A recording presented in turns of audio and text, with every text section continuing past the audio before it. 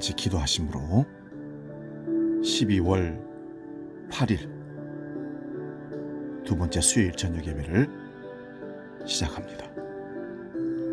살아 역사하시는 아버지, 우리에게 재림을 기다리는 대림절 두 번째 주를 주셨습니다. 정말 주님을 사모하고 기다리는 그 믿음, 그 소망으로 하루하루를, 모든 시험을, 환난을 이겨낼 수 있도록 우리에게 용기를 주심을 감사합니다. 주님, 이 밤에도 마음의 무릎을 꿇고 주님 다시 오심을 사모하며 기도하는, 그리고 예배하는 모든 믿음의 식구들을 기억하여 주시고, 세상이 아니라 천국의 시민권자로서 날마다 기쁨과 감사가 넘치는 삶을 살도록 우리에게 은혜를 다하여 주옵소서. 잠깐 후면 다시 오실 주님을 맞이할 준비를 하는 그런 신앙의 마음가짐으로 우리 남은 생일을 살아갈 수 있도록 인도하여 주옵소서. 오늘도 수많은 세파에서 부딪히며 싸워나갈 때에 하늘의 능력으로 이기게 하시고, 세상 것으로 사람들을 괴롭히거나 사람들을 무시하거나 판단한 일이 없도록 우리를 말씀으로 성령으로 이끌어 주옵소서. 이 밤에도 하나님만을 찬송하고 하나님 주시는 말씀을 사모하고 기대하며 결단하며 나아가기를 원합니다.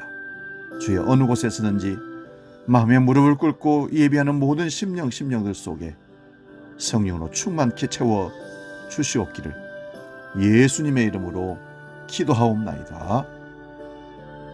아멘. 찬송가 364장 내 기도하는 그 시간 함께 찬송하며 나아갑니다.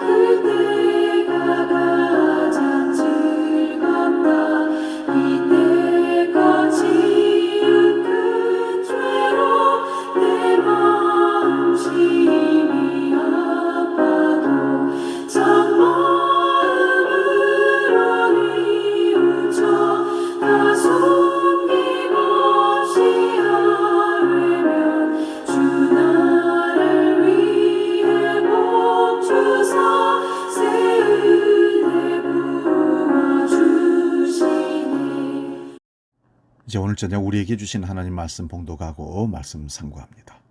빌립보서 4장 6절 7절입니다.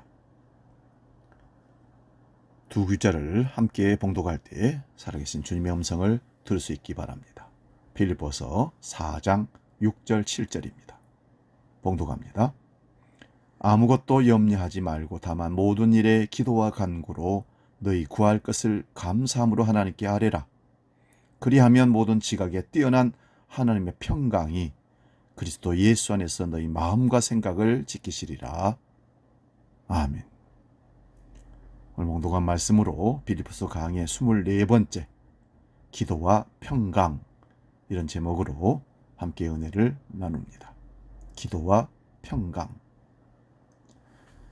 오늘 설교 제목을 기도와 평강으로 잡았는데, 보통 목회자들이 설교 제목을 잡을 때는 기도와 평강이라는 말씀을 잡지 않습니다. 기도와 응답, 기도 응답의 비결, 금식 기도의 능력, 이런 제목들로 익숙하게 잡아서 설교를 합니다. 기독교 서점에 가보면 책 제목이 이런 내용이 많습니다.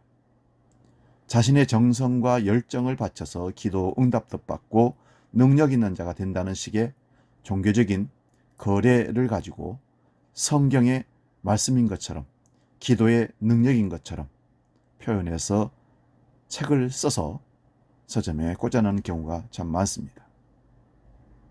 우리말에 지성이면 감천이라는 속담이 나오는데, 그것은 지극한 정성을 바치면 하늘도 감동해서 우리에게 응답을 해준다는 겁니다.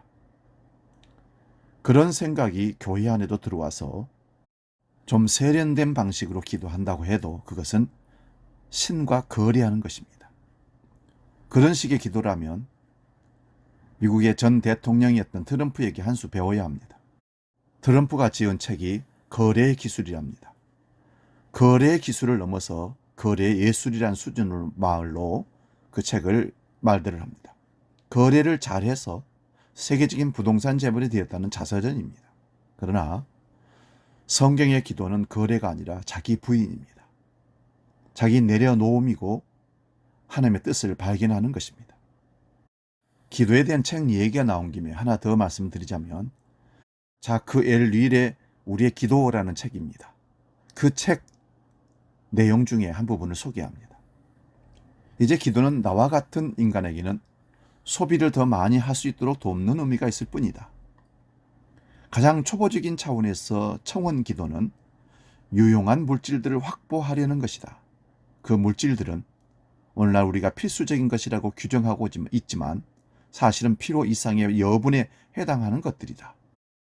기도한다면 우리는 이 사회에서 우리 몫이라고 여겨지는 것들을 하나님께 요청한다. 왜냐하면 우리는 우리 자신들을 불의의 희생자로 보면서 산업이 생산하는 잡다한 물건들을 가지지 못하면 절망감을 느끼게 되기 때문이다. 그래서 하나님은 우리 사회가 산출한 필요 욕구를 만족시켜주는 에이전트가 되었다. 우리가 들어왔고 알고 있는 기도는 대부분 신과의 거래라는 말씀을 드렸습니다. 자크 에릴의 글에서도 그런 내용을 보는 것 같습니다. 이 시대의 기도라는 것은 나와 같은 인간이 소비를 더 많이 할 수 있도록 해달라는 것이라고 합니다. 우리가 이것저것을 구하지만 결국 돈 달라는 것입니다. 그러므로 이런 것이 기도가 아니기에 이런 기도를 대항하는 것이 성경적인 기도입니다. 복음을 들은 진짜 예수 그리스도를 만난 사람들에게서 제일 먼저 나오는 반응은 기도할 것이 없다고 합니다. 우리가 하나님의 뜻에 서 있으면 하나님 우리를 채워주시고 인도할 것을 믿기 때문입니다. 주님 말씀하셨듯이 너희는 먼저 그의 나라와 그의 의를 구하라. 그리하면 이 모든 것을 너희에게 더하시리라. 마태복음 6장 33절에 말씀했기 때문입니다. 복음을 듣고 나면 그동안 내가 기도한 것이 육신의 정욕과 안목의 정욕과 이생의 자랑을 구한 우상 숭배자임이 드러나기에 기도할 것이 없다고 말하는 겁니다. 그러나 이제부터 제대로 기도해야 합니다. 복음을 듣고 기도에 대한 주제로 창세기로부터 요한계시록까지 호소하는 내용들을 한번 쭉 살펴보았습니다. 부르짖다 간구하다는 내용들을 다 살펴보면 제일 먼저 등장하는 호소가 창세기의 아벨의 피의 호소였습니다. 하나님께서 아벨의 제물을 받아주시고 가인의 제물을 받아주지 않았을 때 가인이 분노해서 동생 아벨을 돌로 쳐서 죽인 사건입니다. 타락한 인간의 제물을 하나님께서 받으시지 않았습니다. 그런데도 받아주시는 제물이 있었습니다. 이것은 하나님의 일방적인 은총이었습니다. 이것을 히브리어에서는 믿음으로 양의 첫 새끼로 제물을 드렸다고 합니다. 이러한 믿음이란 은혜의 선물입니다. 그런데 우리가 잘못 해석하는 경우가 있습니다. 가인은 곡물을 드렸고 아벨은 양의 첫 새끼를 드렸음을 하나님 받으셨다. 하나님은 짐승을 피를 좋아하신다. 그래서 받으셨다. 오해입니다. 창세기 4장 4절 5절을 한번 보겠습니다. 아벨은 자기도 양의 첫 새끼와 그 기름으로 드렸더니 여호와께서 아벨과 그의 제물은 받으셨으나 가인과 그의 제물은 받지 아니하신지라. 가인이 몹시 분하여 안색이 변하니. 여기 아벨의 제사를 받는데 아벨과 그 제물을 받으셨다고 얘기합니다. 제물을 받는 것이 아니라 사실은 사람을 받는 것입니다. 우리가 드리는 11조와 헌금을 받는 것이 아니라 우리 신앙의 마음의 고백을 먼저 받으시는 겁니다. 그래서 꼭 기억하십시오. 아벨과 그의 제물을 받으셨습니다. 나와 하나님께 드리는 그 예물이 헌신을 하나님 받으시는 겁니다. 그러면 아벨을 받았다는 것은 아벨이 진정으로 하나님을 예비하고 사모함으로 드렸기 때문에 받으신 것이라고 저는 봅니다. 하나님은 가인과 그 제물을 받지 않았습니다. 한마디로 가인을 안 받았다는 것입니다. 중요한 것은 제물이 아니라 드리는 사람입니다. 가인은 이러한 일방적인 은총에 분노한 것입니다. 가인은 자기 행위를 받아주지 않는다고 분노하여 아벨을 살해했습니다. 그러므로 가인의 행위로 인하여 아벨이 피를 흘렸고 그 피가 땅에서 호소하고 있습니다. 이러한 아벨의 피에 대해서 예수님께서 말씀하십니다. 마태복음 23장을 보면 바리새인과 서기관들에게 예수님은 뱀들아 독사의 새끼들이라고 하면서 내가 너희에게 보낸 선지자들을 핍박하고 죽였다라고 합니다. 그러므로 의인 아벨의 피로부터 성전과 제단 사이에서 너희가 죽인 바랴가의 아들 사가랴의 피까지 땅 위에서 흘린 의로운 피가 다 너희에게 돌아가리라 하십니다. 그렇게 피를 흘리게 한 대가가 이 세대에 돌아갈 것이라고 말씀한 겁니다. 이 말씀은 주님께서 보내신 선지자들을 죽인 자들이 그 주님을 죽이신다는 말씀입니다. 그러므로 성령이 임한 사도들이 전한 복음의 내용이 예수님의 이 말씀입니다. 그런데도 사도들의 이 말을 듣고 입을 막으려고 하는 자들이 있었는가 하면 이 말을 듣고 회개하는 자들이 돌아옵니다. 성령의 지혜가 충만하여 예수님의 이 말씀대로 설교하는 스데반 집사를 돌로 쳐 죽이는 일을 하는 그자들이 서기관들과 바리새인들처럼 자기의 의로 치장하고 있는 복음에 반대된 십자가의 원수들입니다. 그러므로 구약이나 신약이나 그리스도를 증거하다가 피를 흘린 그 피들이 이 땅에서 호소하고 있습니다. 그래서 요한계시록에서 그 말씀을 증언함으로 죽임당한 자들이 자기들의 핏값을 신원하여 달라고 계시록 6장 10절에 말씀합니다. 결국 이 세상이라는 바벨론이 멸망하는 것도 그 성에서 선지자들과 성도들이 피를 흘렸기 때문이라고 계시록 18장 24절에 기록하고 있습니다. 세상은 바벨론입니다. 이런 말씀을 드리는 이유는 최초의 호소가, 기도가 아벨의 피의 호소인데 이러한 의인의 피를 흘린 땅에서 우리가 어떤 기도를 하면서 살아가는지를 묻고자 하는 것입니다. 정말 이런 땅에서 우리가 구하는 것이 먹고 마시고 입을 것입니까? 구약에서 그리스도가 오실 것을 예언한 자들의 피를 흘린 땅이며 신약에서 오신 그리스도를 증거하는 자들이 피를 흘린 땅입니다. 물론 그 가운데 예수 그리스도의 피 흘림이 있습니다. 이러한 땅이 심판을 받는 것이 지극히 당연합니다. 이렇게 심판받을 땅에서 우리가 지금 기도하는데 무엇을 기도해야 하겠습니까? 하나님께 무엇을 달라고 기도해야 하겠습니까? 성경에서 두 번째로 호소되는 기도의 내용은 아브라함이 소돔과 고모라 성을 위하여 기도하는 내용입니다.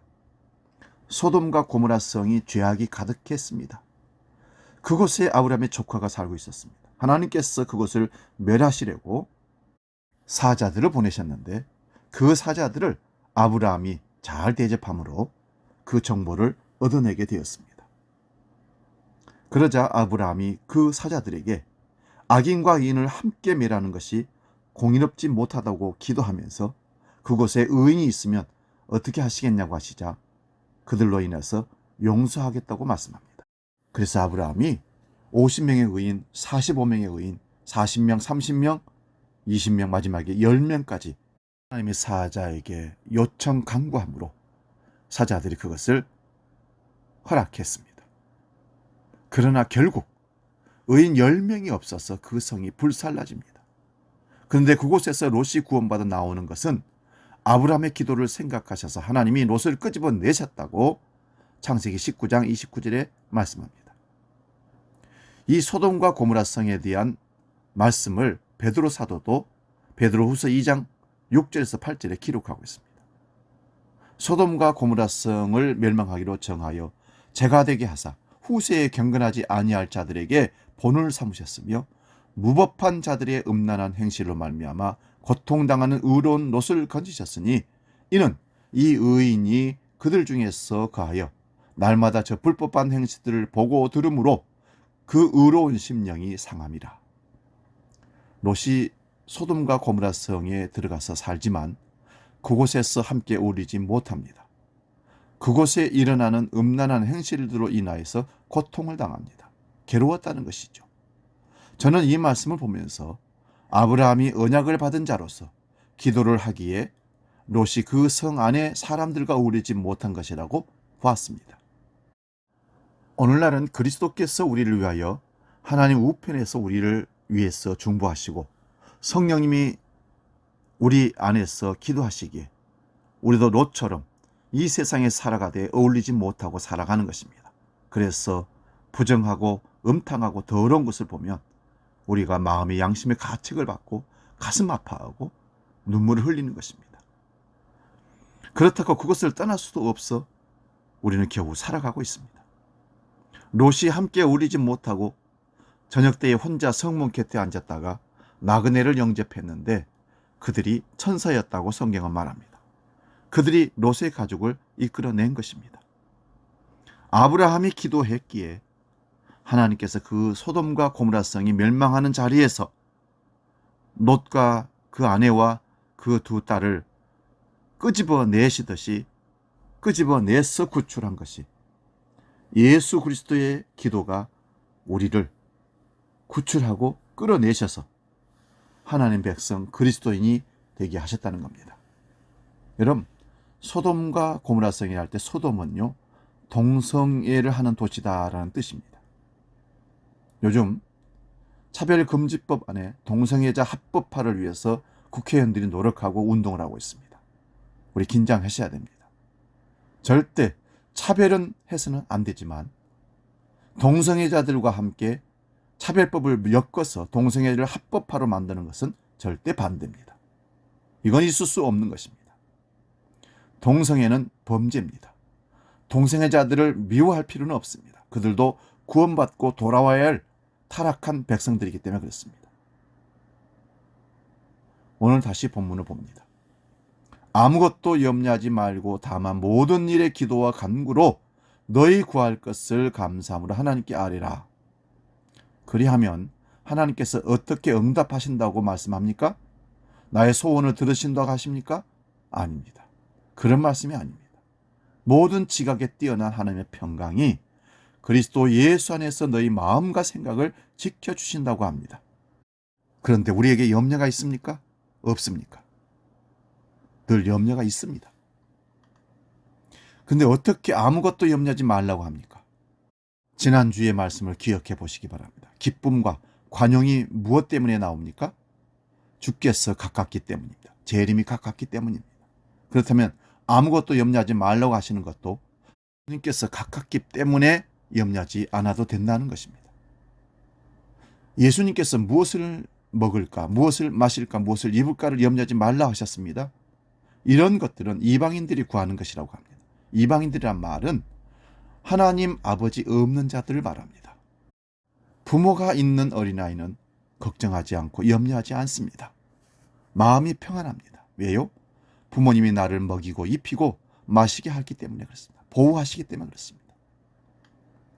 그런데 똑같은 어린아이지만 부모가 없는 자녀들은 의식주를 염려하는 것이 당연합니다. 그러므로 우리가 예수 그리스도를 믿는다는 것은 하나님 아버지를 믿는 것입니다. 하나님은 예수 그리스도 안에서 자신을 계시하고 계십니다. 그러므로 예수님을 믿는 자는 하나님의 자녀가 되기에 염려 안 해도 된다는 것을 깨닫게 됩니다. 공중의 새와 들의 백합화를 보라 하신 주님, 하나님께서 그들을 먹이시고 입히시고 보호하신다고 말씀합니다. 그들이 농사 짓지 않고 길쌈하지 않아도 먹이고 입히신다고 하시면서 너희는 먼저 그의 나라와 그의 의를 구하라고 말씀하셨던 겁니다. 그런데 이러한 말씀들을 우리가 다 알고 있어도 늘 염려가 나옵니다. 무엇을 먹을까? 무엇을 마실까? 무엇을 입을까? 가시밭에 떨어진 씨처럼 내일의 염려와 재물의 유혹으로 인하여서 염려하기에 샘물을 쌓아두려고 합니다. 더 많이 부자가 되려고 합니다. 더 많이 벌어서 채워놓고 편안하게 살려고 합니다. 그런데 주님은 아무것도 염려하지 말라고 하시면서 모든 일에 기도와 간구로 주 앞에 나가라고 말씀합니다. 우리에게 염려하지 말라고 하시지만 우리가 염려할 것도 알고 계셨던 겁니다. 그러므로 아무 염려하지 말고 모든 일에 기도와 간구로 너희 구할 것을 감사함으로 하나님께 아뢰라고 합니다. 여러분, 우리는 우리에게 일어난 모든 일들을 하나님께 기도할 수 있습니다. 우리가 구할 것을 감사함으로 하나님께 아뢰라고 합니다. 이것을 기도 응답의 방법론으로 감사한 것 먼저 하라고 기도하는 것이 아닙니다. 하나님께서 우리를 지금까지 어떻게 인도하여 오셨는지를 보라는 것입니다. 지난날의 고통과 염려와 아픔들이 결국 더욱 주를 알고 주를 의지하게 하였다며 그 힘듦조차 감사의 제목이 됩니다. 성서 윤회원에서 나온 하나님의 은혜라는 책을 보면 저자가 음주운전을 한 사람이 낸 교통사고로 저자 자신의 어머니와 아내와 막내딸이 그날 죽었다는 것입니다. 그리고 본인과 3명의 어린 자녀는 많이 다쳤지만 살아남았다는 겁니다. 이 과정을 겪어 나오면서 신학교 교수와 목사를 한 이 사람의 얘기입니다. 그가 하는 얘기 중에 우리의 고난의 삶에서도 구속받은 시각으로 보면 용서받은 죄와 슬픔마저 천국의 성질로 변한다고 말합니다. 이런 사람이 완성된 천국에서 하는 말은 우리는 평생 천국에서 살았다 하는 말을 할 것이라고 얘기합니다. 지옥 같은 세상을 살지만 예수를 만나고 하늘 천국의 시민으로 살아가는 사람은 평강을 갖고 살기에 이 세상에서 천국의 삶을 사는 것이고 죽어서도 영원히 천국을 사는 것입니다. 여러분, 구원을 잃어버린 자들은요, 우리는 항상 지옥에서 살았다가 할 것입니다. 그러므로 구속받은 시각으로 보면 지금 상황이 어떠하더라도 우리는 감사함으로 아뢰 수 있는 하늘의 천국의 삶을 살 때 천국을 가는 것이지, 지옥 같은 더러운 세상에서 지옥의 삶을 맛보고 날마다 원망하고 시기하고 불평을 사는 사람이 그 지옥을 가는 것이지 천국 갈 수 없다는 것을 기억할 수 있기 바랍니다. 다시 본문을 봅니다. 아무것도 염려하지 말고 모든 일에 기도와 간구로 너희 구할 것을 감사함으로 하나님께 아뢰라. 그러면 이 모든 문제를 해결해 준다고 말씀하지는 않습니다. 대부분의 설교에서 어떤 문제를 해결하려면 기도하라고 합니다. 그래서 기도는 마스터키라고 얘기를 하기도 합니다. 그런데 모든 일에 감사함으로 하나님께 아뢰면 내가 원하는 방향의 문제를 해결해 주신다고 하는 것이 아니라 모든 지각에 뛰어난 하나님의 평강이 우리 마음과 생각을 지켜주신다고 합니다. 그러므로 내가 어떤 일로 인하여 기도했을 때 하나님의 응답이 무엇입니까? 우리 마음과 생각이 그리스도 안에서 평강을 얻는 것입니다. 이런 평강은 세상이 줄 수도 없고 세상이 알 수도 없는 평강입니다. 왜냐고요? 세상에 속한 것이 아니라 하나님께 하늘에 속한 것이기 때문에 그렇습니다. 참으로 크고 놀라운 평화입니다. 사도행전 12장 6절에서 9절 말씀 봅니다. 헤롯이 잡아내려고 하는 그 전날 밤에 베드로가 두 군인 틈에서 두 쇠사슬에 매여 누워 자는데 파수꾼들이 문 밖에서 옥을 지키더니 호련히 주의 사자가 나타나매 옥중에 광채가 나며 또 베드로의 옆구리를 쳐 깨워 이르되 급히 일어나라 하니 쇠사슬이 그 손에서 벗어지더라. 바로 앞의 말씀을 보면 헤롯이 야고보를 죽이니 유대인들이 기뻐하는 것을 보고 베드로도 감옥에 가두었다는 것입니다. 그리고 무교절이 끝나고 다음 날이며 사형이 되는 날인데 베드로가 얼마나 깊이 잠을 잤던지 천사가 옆구리를 쳐서 깨웠다는 것입니다. 이 정도로 베드로가 단잠을 잔 것은 하나님의 평강이 그리스도 안에서 그의 마음과 생각을 지켜주셨기 때문입니다. 내일은 사형을 당하는 날인데 오늘 저녁에 잠을 편하게 잘 수 있다는 것은 불가능한 일입니다. 그런데 베드로 사도는 깊은 잠에 천사가 그 몸을 쳐서 깨우기까지 깊이 잤다는 것입니다. 바울 사도는 옥에 갇혀 기도하고 찬송했습니다. 감옥에서도 지각에 뛰어나 하나님의 평강이 그리스도 안에서 마음과 생각을 지켜주셨기에 빌립보 교회에 대하여 오늘 우리에게도 이 말씀을 전하는 것입니다. 사도들은 이미 하늘에 완성된 그 세계를 계시로 보고 알고 믿게 된 자들입니다. 로마서 8장 28절에 30절입니다. 우리가 알거니와 하나님을 사랑하는 자 곧 그의 뜻대로 부르심을 입은 자들에게는 모든 것이 합력하여 선을 이루느니라. 하나님이 미리 아신 자들을 또한 그 아들의 형상을 본받게 하기 위하여 미리 정하셨으니 이는 그로 많은 형제 중에서 맏아들이 되게 하려 하심이니라. 또 미리 정하신 그들을 또한 부르시고 부르신 그들을 또한 의롭다 하시고 의롭다 하신 그들을 또한 영화롭게 하셨느니라. 아멘. 여기 합력하여 선을 이루신다는 말씀은 지금 손해를 보았지만 나중에 더 나은 이익을 받는다는 그런 말이 아닙니다. 합력하여 선을 이루는 것은 성령이 성도 안에서 기도하시기에 합력하여 선을 이루게 된다는 것입니다. 그 선을 이루는 것은 하나님의 아들 그리스도의 형상을 본받게 되는 것입니다. 그러므로 미리 정하신 그들을 부르시고 의롭다 하시고 영화롭게 하셨습니다.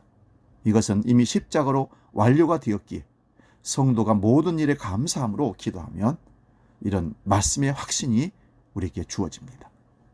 이미 완성된 그 약속들이 성령의 역사로 더욱 분명해지게 우리 속에서 확인되니 마음속에 평안이 오는 것입니다. 로마서 8장 31절에 34절도 봅니다. 그런즉 이 일에 대하여 우리가 무슨 말하리요? 만일 하나님이 우리를 위하시면 누가 우리를 대적하리요? 자기 아들을 아끼지 아니하시고 우리 모든 사람을 위하여 내어주시니가 어찌 그 아들과 함께 모든 것을 우리에게 주시지 아니하겠느냐? 누가 능히 하나님께서 택하신 자들을 고발하리요? 의롭다 하신 이는 하나님이시니 누가 정죄하리요? 죽으실 뿐 아니라 다시 살아나신 이는 그리스도 예수시니 그는 하나님 우편에 계신 자요 우리를 위하여 간구하시는 자시니라. 아멘. 이미 영원하게 하셨다는 이 약속을 그 어떤 누구도 시비 걸거나 정죄할 수가 없습니다. 하나님의 아들을 통하여 이루신 것이며 그 아들 또한 지금 우리를 위해서 기도하고 계신다고 말씀합니다.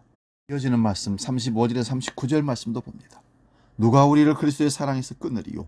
환난이나 공고나 박해나 기근이나 적신이나 위험이나 칼이랴? 기록된 바 우리가 종일 주를 위하여 죽임을 당하게 되며 도살당할 양같이 여김을 받았나이다 함과 같으니라. 그러나 이 모든 일에 우리를 사랑하시는 이로 말미암아 우리가 넉넉히 이기느니라. 내가 확신하노니 사망이나 생명이나 천사들이나 권세자들이나 현재일이나 장래일이나 능력이나 높음이나 깊음이나 다른 어떤 피조물이라도 우리를 우리 주 그리스도 예수 안에 있는 하나님의 사랑에서 끊을 수 없으리라. 모든 일에 기도와 간구로 감사함으로 하나님께 아뢰면 모든 지각에 뛰어난 하나님의 평강이 그리스도 예수 안에서 우리의 마음의 생각을 지켜주신다는 것은 이러한 말씀들이 우리 마음과 생각을 지키시기에 세상이 알 수도 없고 줄 수도 없는 평강으로 채워주시는 것입니다. 참으로 크고 놀라운 평화입니다. 세상에 없는 평화가 말씀과 기도로 더욱 풍성히 맛보아 알게 되시기를 축원드립니다. 저는 주일날 두려움 없는 두려움이라고 말씀을 드렸습니다. 하나님이 구하시고 책임진다는 것을 약속을 믿으면 그 하나님을 경외하게 해야 되고 그 하나님을 사랑하게 되고, 그래서 그 하나님이 지키실 것을 믿기 때문에 다윗처럼 여호와는 나의 목자시니 내가 부족함이 없으리다 고백함으로 평안히 푸른 초장으로 실만한 묵가으로 인도함을 받게 되는 것입니다. 여러분, 기도와 평강을 기억하십시오. 기도 응답의 비밀이 아니라, 기도 응답의 능력이 아니라, 기도 응답의 신비함이 아니라, 마스터키로서의 기도가 아니라, 기도하면 하늘에 속한 평강이 우리 마음과 생각을 지켜준다는 것을 기억할 수 있기를 바랍니다. 기도하겠습니다. 오늘 우리 함께 기도할 때 바른 기도를 하게 해 주옵소서. 기도는 우리 소원을 이루기 위한 기도가 아니라, 기도는 하나님 평강을 이루는 기도, 그 기도가 우리 생각과 마음을 지킨다는 기도, 그리고 하나님의 뜻을 발견한다는 기도, 그 기도를 할 수 있도록 우리를 인도하여 주옵소서. 기도를 하는 것이 아니라 기도가 되어질 수 있도록 성령으로 우리를 이끌어 주옵소서. 우리 함께 기도합니다.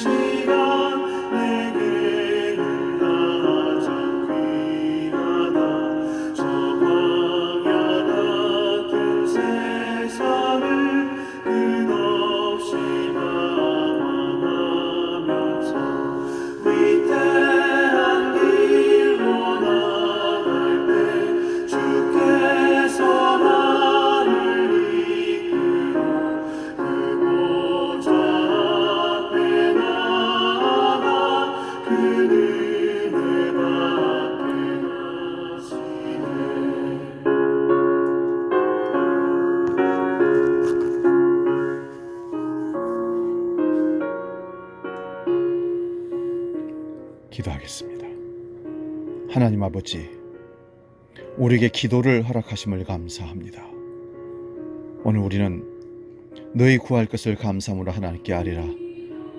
그리하면 모든 지각에 뛰어나신 하나님 평강이 우리 마음과 생각을 지키시리라 말씀했습니다. 기도가 곧 응답이라고, 응답만을 기다리며 우리 원함을 하나님께 공고하는 그 기도가 아니라 하나님의 평강이 우리 생각과 마음을 지킨다는 것을 깨닫게 했사오니, 그 기도로 주 앞에 나가게 하시고 먼저 그의 나라와 그 의를 구하는 기도가 우리 가운데 끊임없이 일어날 수 있도록 이끌어 주시옵소서. 이제는 우리 주 예수 그리스도의 은혜와 아버지의 크신 사랑과 성령님의 감동, 교제, 역사 충만케 하시며 구할 것을 감사함으로 안эм으로 모든 지각에 뛰어나시는 평강의 마음과 생각을 지킴받는 놀라운 축복을 누리기를 원하는 모든 믿음의 식구들 머리 위에 이제로 영원히 함께 하시기를 간절히 축원하옵나이다. 아멘.